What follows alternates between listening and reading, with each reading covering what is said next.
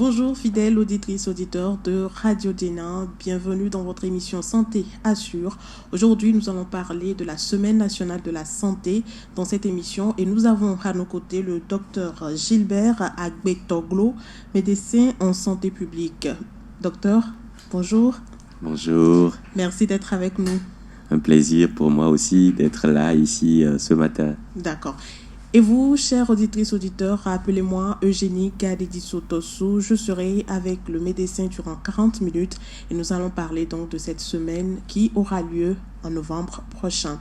Docteur, je l'ai dit, la semaine, ce sera à partir de novembre. Et dites-nous pourquoi vous avez décidé de dédier toute une semaine pour parler de la santé.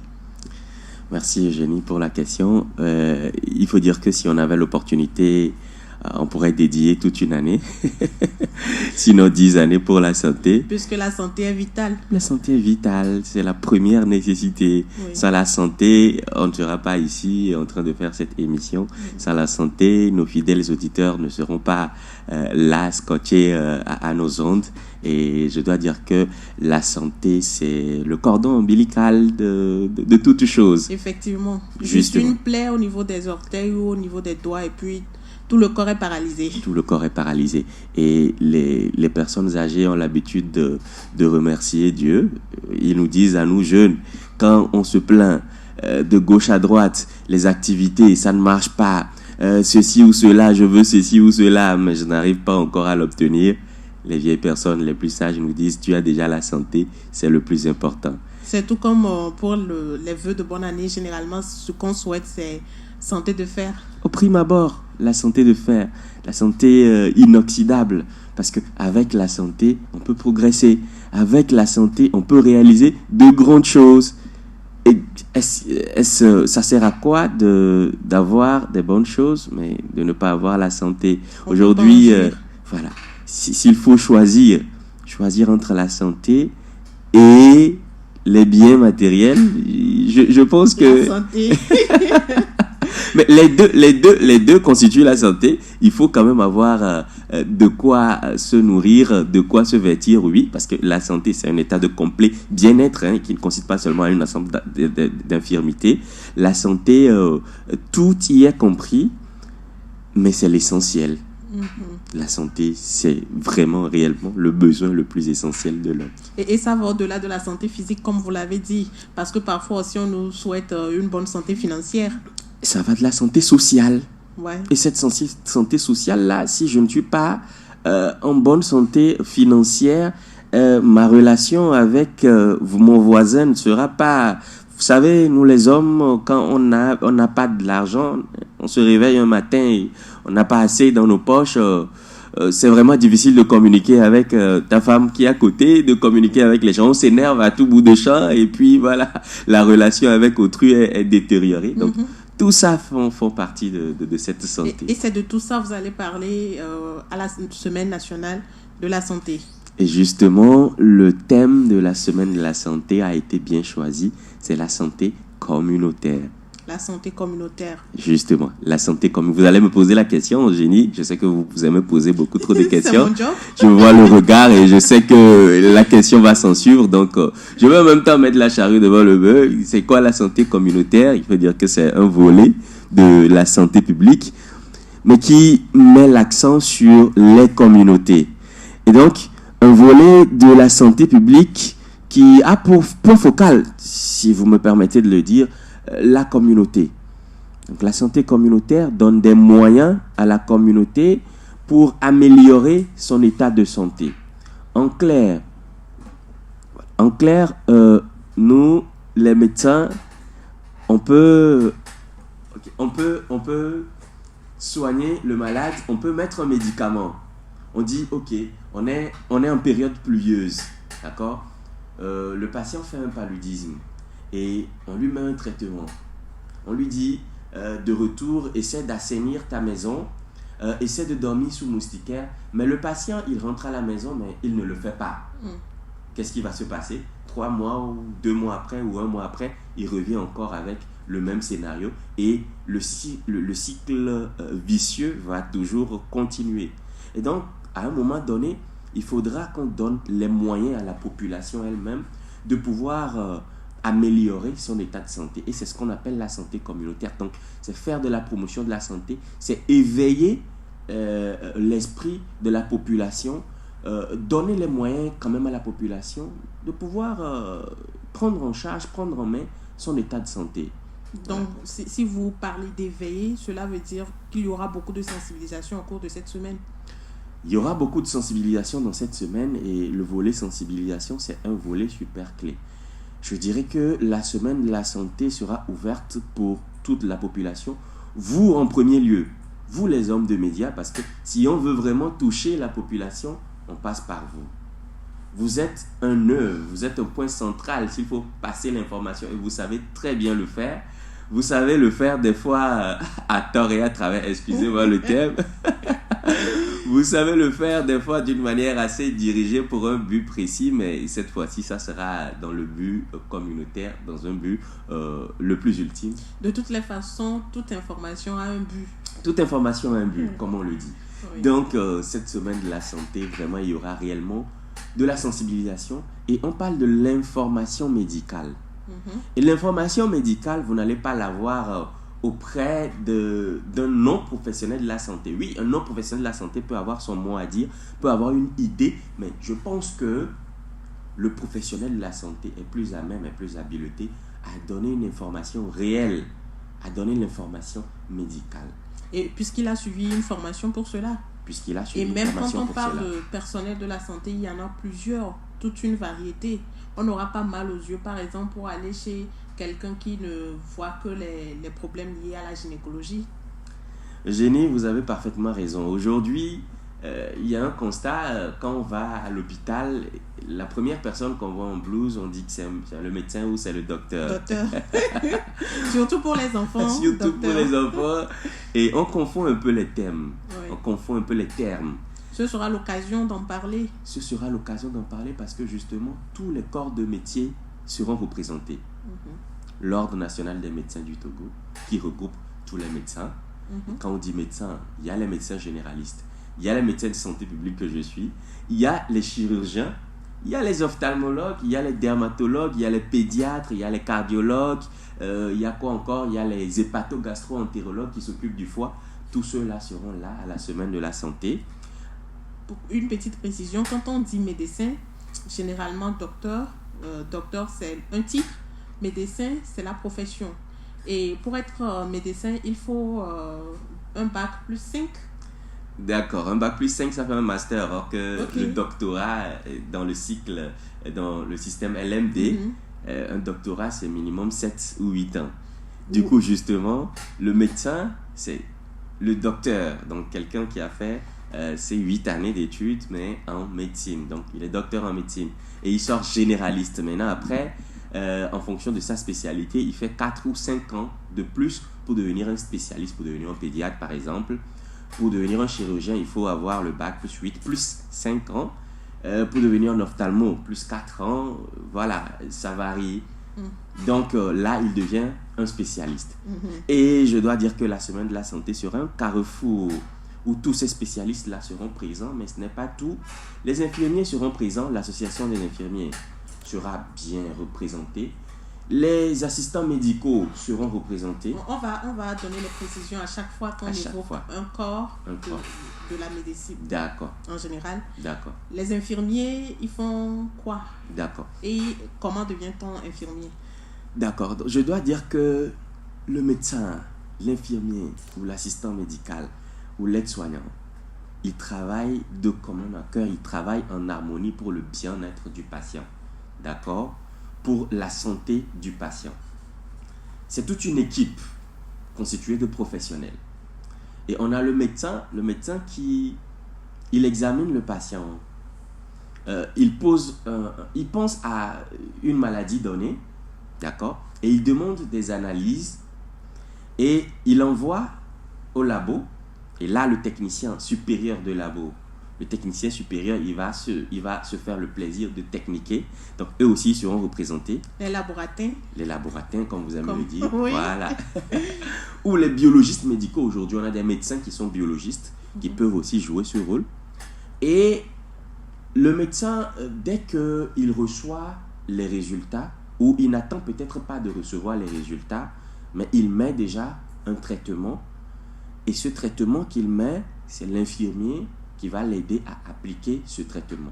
Donc, c'est l'infirmier en général qui va piquer le patient. Je ne les aime pas.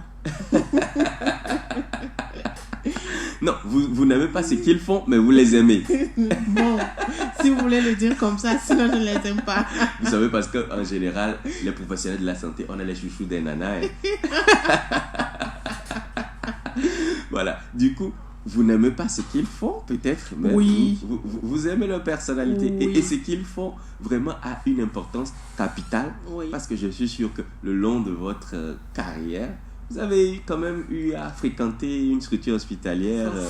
Voilà. Donc, c'est l'infirmier qui va se faire le plaisir de vous faire l'injection, de vous faire le prélèvement et de vous faire les soins. Si vous avez une plaie, c'est lui qui gère.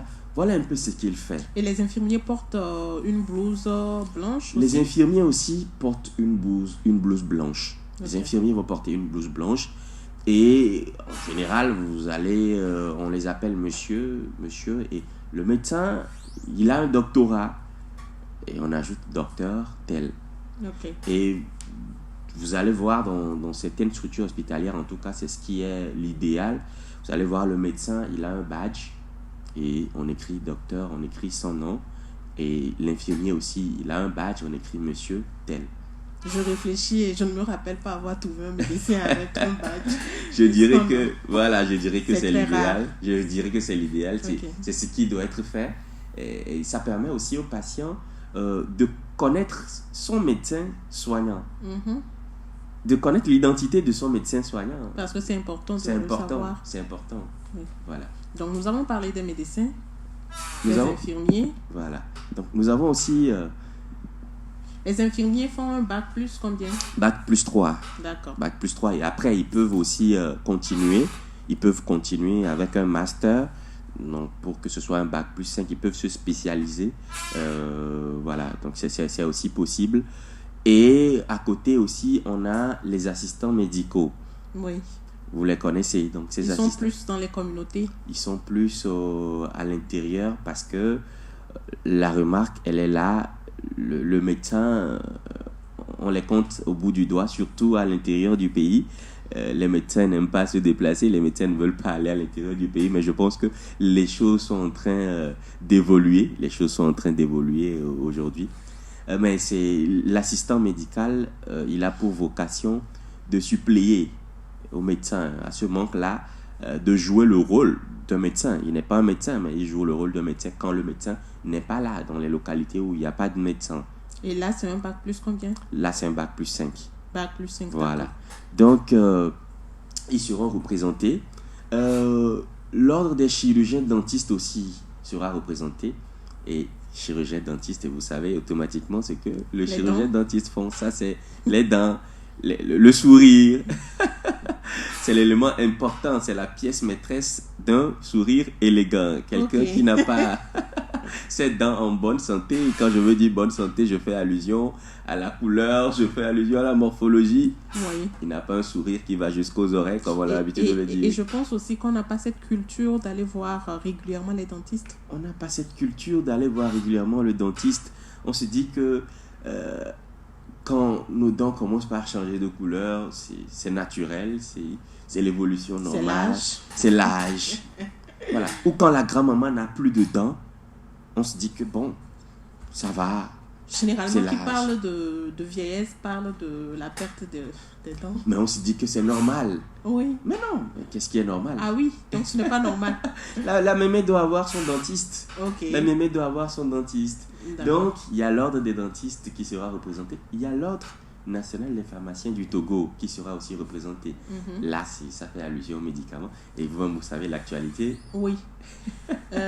Cette actualité, nous allons l'évoquer dans une autre émission. D'accord. Mais parlons des pharmaciens. Oui. Généralement, quand on va en pharmacie, Oui. quand on trouve quelqu'un, on dit qu'il est ou qu'elle est Pharmacien, voilà. Le même problème se pose aussi au niveau des médecins. Au niveau des médecins, au niveau des Oui. pharmaciens. Oui. Quand vous rentrez en pharmacie, la première personne que vous allez voir ou qui va vous servir au comptoir, c'est un agent de pharmacie. D'accord? Un agent de pharmacie, c'est celui-là qui vend, qui a pour vocation de vendre les médicaments. OK? Maintenant, cet agent de pharmacie aussi peut donner des conseils. Le pharmacien est là aussi en appui quand il faut donner un conseil ou quand il faut, par exemple, substituer ou pour un problème plutôt épineux. Donc, le pharmacien est là, mais en général, ce n'est pas lui qui est au comptoir. Il peut aussi, s'il le veut, être au comptoir. Voilà, parce que son travail aussi, c'est d'accueillir le patient. Son travail aussi, c'est de discuter avec le patient. Son travail aussi, c'est d'être dans le conseil. Tel médicament, tu le prends comme ceci ou comme cela, comme ceci ou comme cela. Et son rôle... Il y a des médicaments qu'on prend directement en pharmacie. On n'a pas besoin d'aller en consultation. On n'a pas besoin d'aller en consultation pour certains médicaments, mais son rôle aussi, c'est de te dire que, Eugénie, là, ce que tu es en train de décrire, il faut aller à l'hôpital. Il faut aller à l'hôpital. Aujourd'hui, c'est une mode. On va en pharmacie, on dit, bon, on pose même, soit même le diagnostic à la maison avant d'aller à la pharmacie. On se dit, dès que nous l'homme doit habiller les dons pour nous. Ou bien habiller les dons pour nous vigna. Ou on part googler un peu. On part googler un peu et on arrive directement et on dit au pharmacien, bon, je veux de l'amoxiclave, telle posologie, je veux. Et directement. Or que les antibiotiques, mais c'est sur ordonnance. Oui. On délivre les antibiotiques sur ordonnance. Donc, maintenant, oui. Oui, donc le pharmacien te dira, tu as quoi? Très calmement, tu as quoi? Le pharmacien, il va essayer d'instaurer une discussion avec le patient en question et très bonnement, il te dira, pour ta santé, je préfère que tu ailles chez le médecin. Comme ça, on pourra avoir un nom à ton malaise. Comme ça, on pourra avoir une pathologie, on pourra avoir une idée et on sera focus, on saura quoi traiter pour éviter plus tard la résistance aux antibiotiques. Aujourd'hui, les antibiotiques qu'on a l'habitude d'utiliser avant ne travaillent plus. Et si on ne fait pas de la communication, si on ne sensibilise pas la population, on va arriver à un niveau où le médecin n'aura plus d'antibiotiques à utiliser pour combattre les infections. C'est tout comme quand on est habitué à prendre un médicament, à un moment ça ne fonctionne plus. Il y a la tolérance. On a l'impression justement que ça ne travaille plus. Qu'on devient tolérant. Voilà. Ok. Donc en pharmacie, il y a les agents de pharmacie. Et les agents de pharmacie. Qui font quelle formation? C'est une formation de 1 an. Une formation sur le tas, excusez-moi, une formation sur le tas, parce que c'est des commerciaux. C'est tout comme un vendeur de pagne qui doit savoir que ça c'est Vlisco, ça c'est Tiganvi. Ok. Justement, donc aujourd'hui, il y a les privés qui offrent ce genre de formation. Maintenant, l'État offre la formation en auxiliaire en pharmacie. Donc, les auxiliaires en pharmacie sont comme les assistants médicaux pour les médecins. Ok. Donc, les auxiliaires en pharmacie, on les appelle des préparateurs en pharmacie. Donc, c'est eux ils ont pour vocation de travailler dans les pharmacies hospitalières.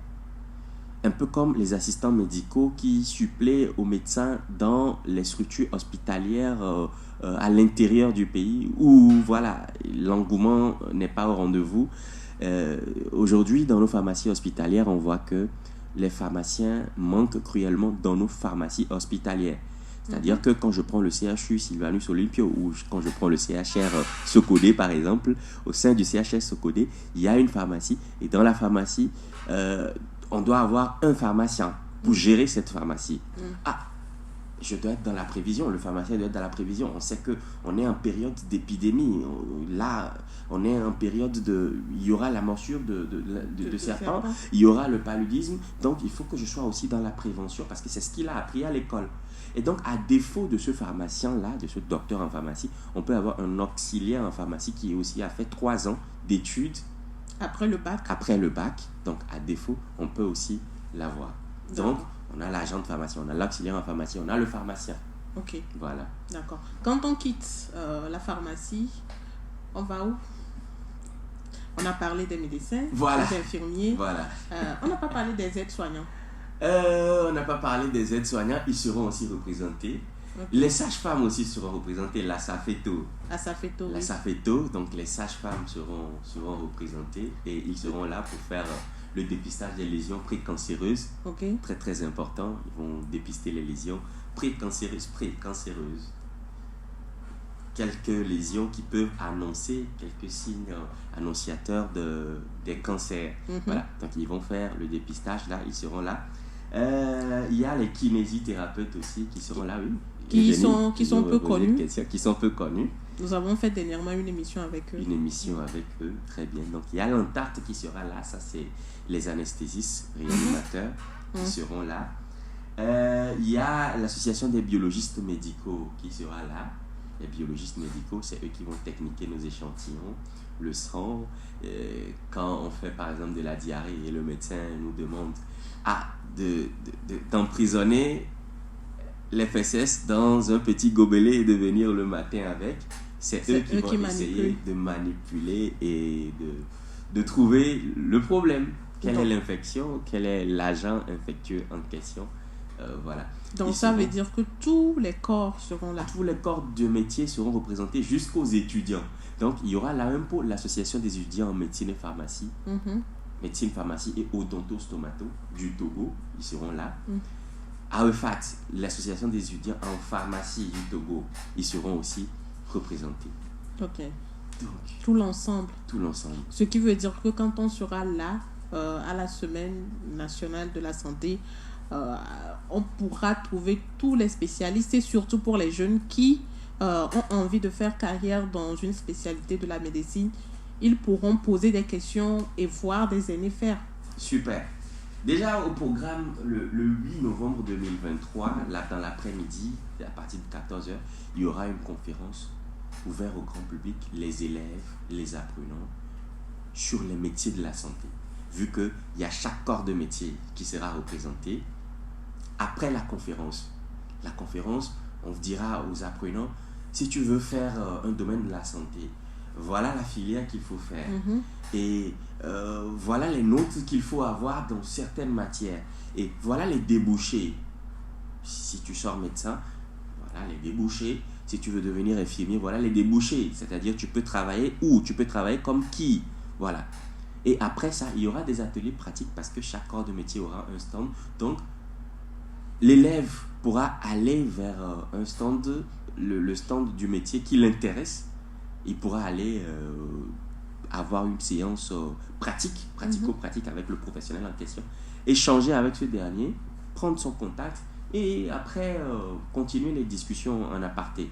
Okay. Donc, c'est en tout cas un bon rendez-vous pour diriger les jeunes. Un bon rendez-vous pour diriger les jeunes et tout le monde, toute la population, toute la couche de la population. Peut-être pour des personnes qui souhaitent faire une reconversion également professionnelle. Pour des personnes qui souhaitent faire une reconversion. Donc les étudiants aussi sont invités. Parce que la question de l'orientation, c'est un problème vraiment qui touche un problème qui doit être au cœur de l'éducation.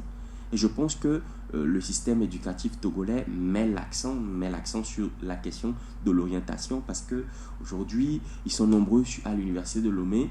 Il y en a qui ont commencé la rentrée même, en première année, qui se sont inscrits, mais ils sont inscrits juste pour la forme ou juste par copinage.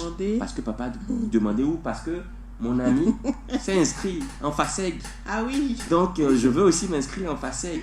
Ou parce que l'autre que je vois bien habillé, il s'est inscrit en FASEG. Donc, à cause de son habillement, je vais aussi m'inscrire en FASEG. Et après, c'est pour devenir quoi? Après les 3 ans, c'est pour crier que j'ai ma licence, s'il arrive à l'obtenir ça. Il y en a qui ont fait 7 ans, 10 ans, sans pouvoir l'obtenir. Ça, c'est un autre débat. Au-delà de la question d'un métier, quel autre rendez-vous, quel autre programme vous avez pour la semaine nationale? Quel autre programme? Déjà, je parlais du 8 novembre où la soirée, il y aura la conférence sur les métiers de la santé.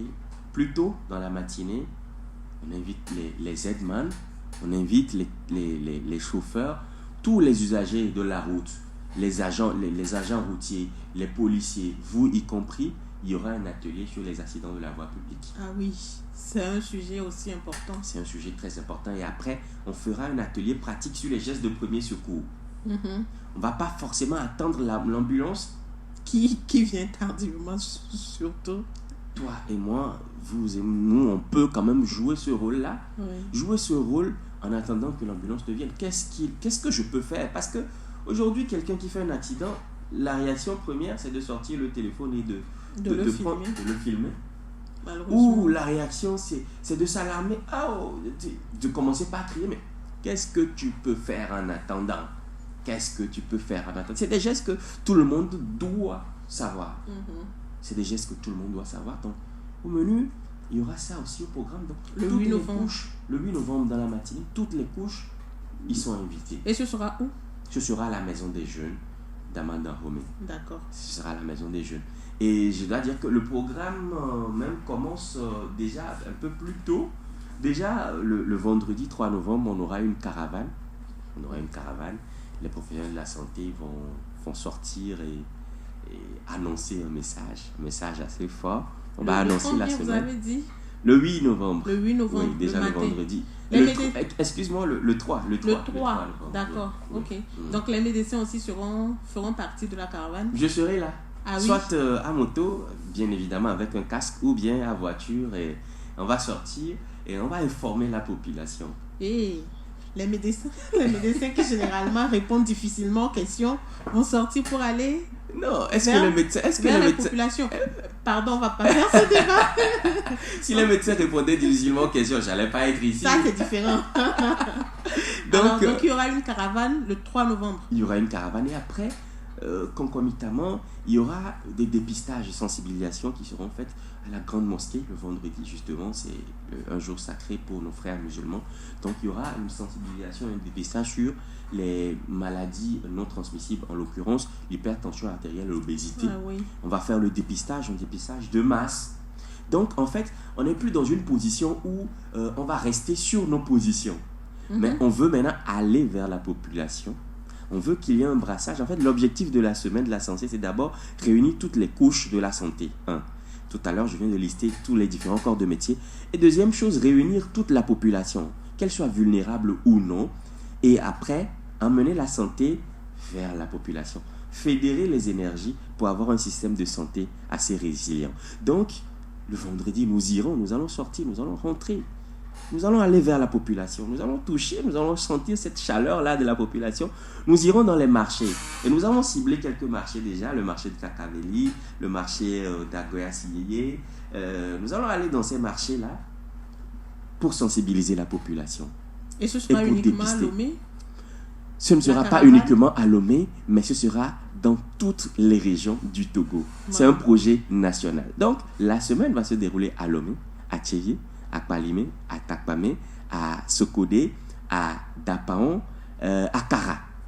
J'allais demander pourquoi vous oubliez Kara. On ne peut pas oublier Kara. Ok, d'accord. J'y étais même il y a de cela 2 semaines pour rencontrer les points focaux qui y sont et ensemble. Pour l'organisation. Le directeur régional de la santé est au courant. En tout cas, tout le monde est au courant de la semaine de la santé. Ok. Voilà. Donc déjà, nous avons la caravane qui va annoncer donc les activités de la semaine nationale de la santé au Togo. Oui. Et il y aura des dépistages au niveau des mosquées et également des marchés. Des marchés. Et le samedi, le 4 novembre, oui. On a prévu aller au marché d'Adito Gomé-Assiyé et apparemment c'est ce jour-là que le marché s'anime. Oui. Voilà, donc on va faire un dépistage, une sensibilisation et j'insiste sur la gratuité de tout ce qu'on aura à faire au cours de la semaine de la santé.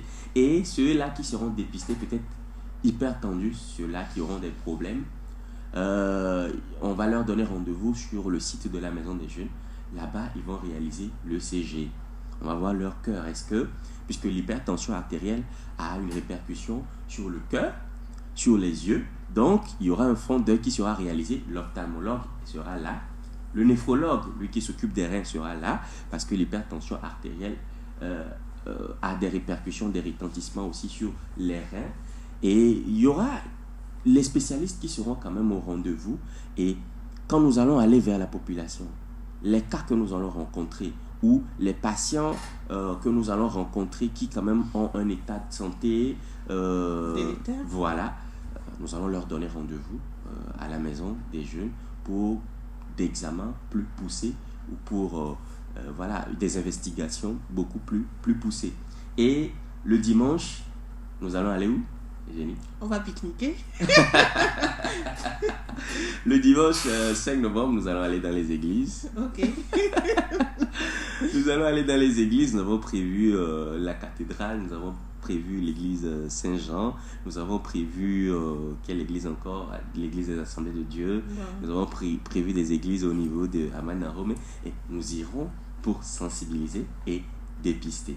Ah oui, j'avoue que durant toute cette semaine, si vous ne voyez pas ou vous ne bénéficiez d'aucune activité, c'est que vous êtes ou vous avez carrément refusé de le faire ou que vous n'avez pas l'information parce que vous irez à la mosquée, vous irez à l'église, vous irez au marché, vous serez dans la rue également pour sensibiliser les populations et vous serez basé essentiellement au niveau de la maison des jeunes. Essentiellement au niveau de la maison des jeunes et le volet communication, c'est très très très important. On dit que on n'allume pas une lampe et on la met sous le boisseau. Il faut le mettre sur l'étagère pour que cette lampe-là puisse, voilà, pour que la population ou pour que les autres membres de la maison puissent en bénéficier. Et donc, nous, les professionnels de la santé, nous sommes sortis. Nous allons faire une démonstration. Nous allons toucher la population, nous allons communiquer, nous allons donner les outils nécessaires à cette population pour pouvoir améliorer son état de santé. Et la semaine réellement commence à partir du 6 novembre, d'accord, à la maison des jeunes. Là, j'avais parlé du programme en délocalisé. Donc, le programme à la maison des jeunes va commencer le 6 novembre. Et il s'agira des conférences. Il y aura des conférences. Il y aura des tables rondes. Il y aura une foire. Il faut dire que c'est une université citoyenne. Une sorte d'université citoyenne où les citoyens vont venir avoir l'information médicale. Donc, ces stands-là seront occupés par différents corps de métier, par les sociétés savantes aussi, et la population viendra. Quelqu'un pourra dire moi, j'ai un problème, je suis allé dans tel autre hôpital, mais je n'ai pas eu gain de cause. Les professionnels seront là, tous les corps de métier, les sociétés savantes seront là, et on pourra diriger le patient. On pourra dire au patient, ah, tu sais, le problème là que tu as, il fallait plutôt aller ici. Les structures hospitalières seront là, les CHU seront représentés. L'occasion sera donnée à ces CHU là de dire au patient, ok, quand vous êtes malade, quand vous arrivez au CHU, voilà le circuit, il faut d'abord passer par ici, il faut d'abord passer par là, mais en cas d'urgence, voilà ce qu'il faut faire. Déjà, il y a des spots vidéo qu'on a réalisés, que ces structures-là ont réalisé pour montrer quand même le circuit, pour faciliter la tâche quand même à la population. Donc, on veut accessibiliser l'information à la population. Aujourd'hui, il y a des structures qui sont spécialisées dans la prise en charge du cancer, mais la population ne le sait pas.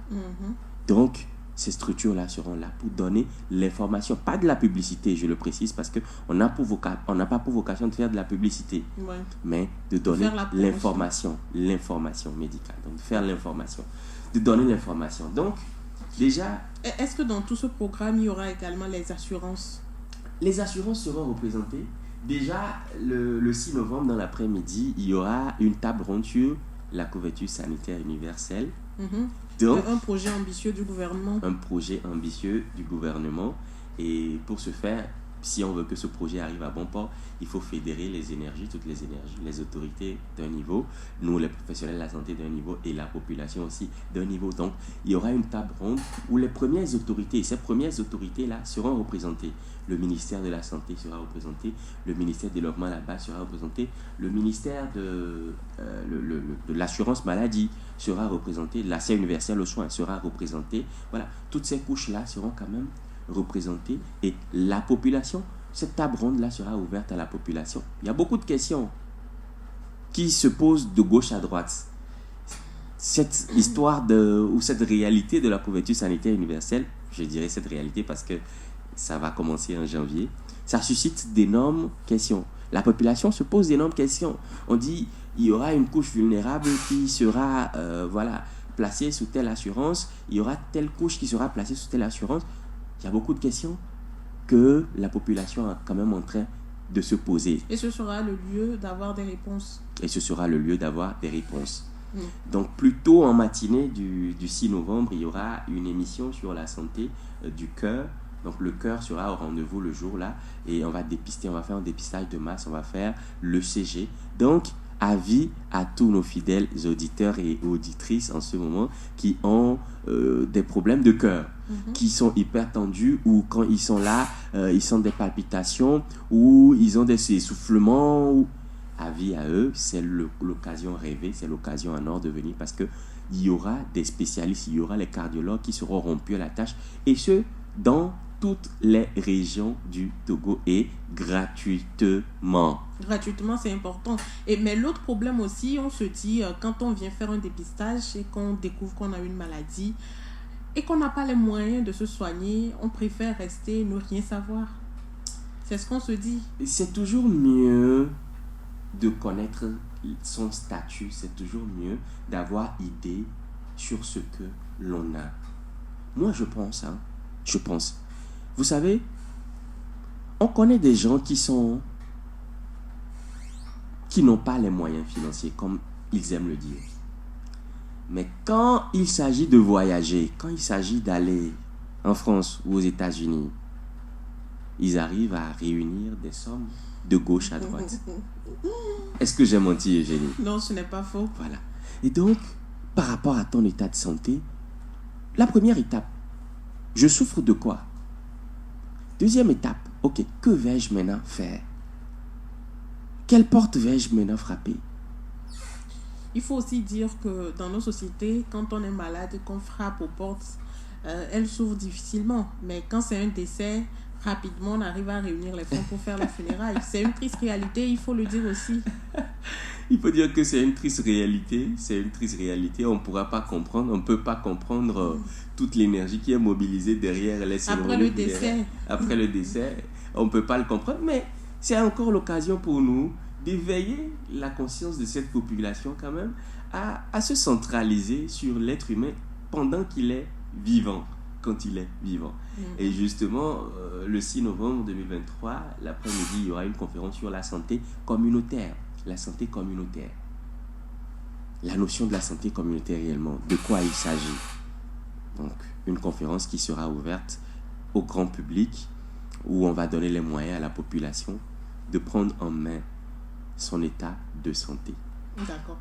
Nous arrivons pratiquement à la fin donc de... Oui, les 40 minutes passent D'accord, vite. donc là je vais accélérer. Et le 7 novembre, il y a la santé oculaire, donc on fera un dépistage. Donc ceux qui auront des problèmes d'yeux, c'est l'occasion de venir. Il y aura en même temps le dépistage des hépatites. Donc, le dépistage de l'hépatite B et C. Après, il y aura le dépistage des lésions précancéreuses. Toi, tu as des soucis au niveau de tes seins, tu as des difficultés de douleur, ou bien au niveau, tu as des saignements que tu ne comprends pas. Voilà, c'est l'occasion de venir. Et l'après-midi, il y aura la conférence sur le circuit légal du médicament. Et une autre conférence sur prendre soin de son foie pour vivre pendant longtemps ou pour mieux vivre.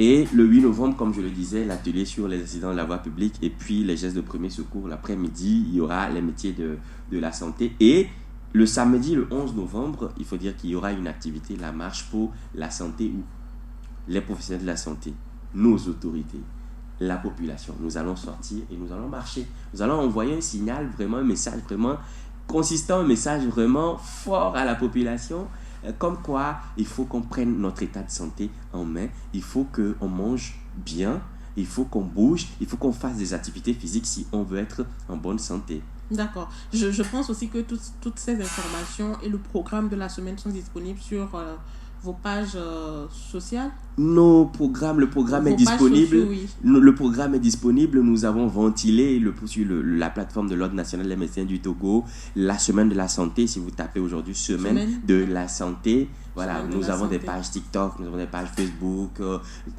Et peut-être un numéro.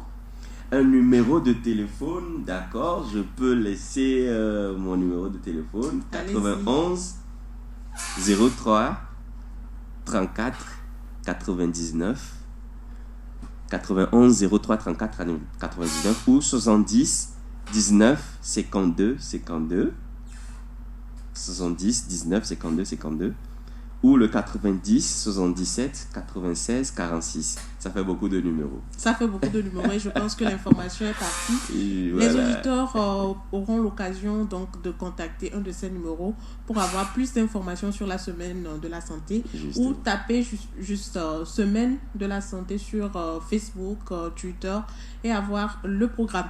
Merci à vous, chers auditrices, auditeurs, de nous avoir suivis. Vous l'avez compris, la santé est un trésor. Essayons de profiter donc de cette semaine mise en place par l'Ordre national des médecins du Togo et dépistons-nous pour savoir notre état de santé et savoir quoi faire. Excellente suite de nos programmes. À très bientôt.